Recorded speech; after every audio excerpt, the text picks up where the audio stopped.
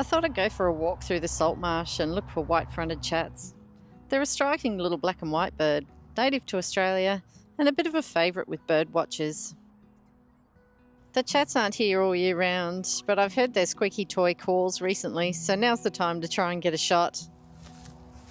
I really love their plumage, especially the males. They have a striking black band across the breast.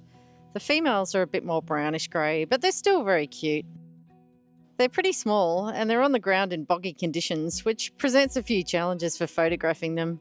I've already resigned myself to getting a wet bum today. These small ground-dwelling birds are generally very wary of predators, which makes it hard to get close to them.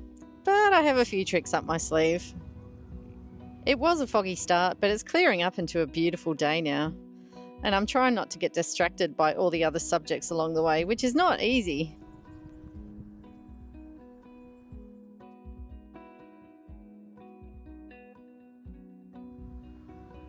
I'm relying on hearing the chats and approaching slowly. It's really easy to scare them off, so I try and get down low to the ground and wait for them to move closer. They do get used to you after a little while if you keep still. Keeping the background out of the shots is the biggest hurdle. It just doesn't look as nice, and it takes the focus off the bird.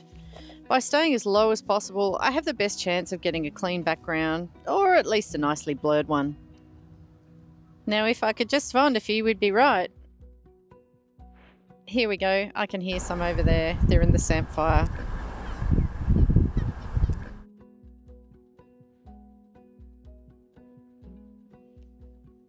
I'm going to try just sitting down and seeing if they edge closer to me over time.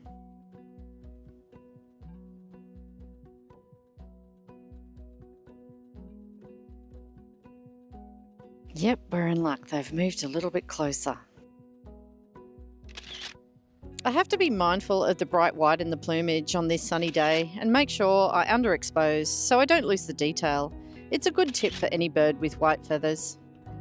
A little trick I use if I can't get close enough is to place the bird small in the frame with a single detail all around. It tells the story of how tiny these birds are and also shows the habitat. And away they go. Something scared them off, probably me. I'll see if I can follow them across the salt marsh. There's no substitute for patience with these small birds. Well, any bird really. Taking your time and waiting for that right moment, more often than not, rewards you with that better quality shot. Patience is something I've really had to work on.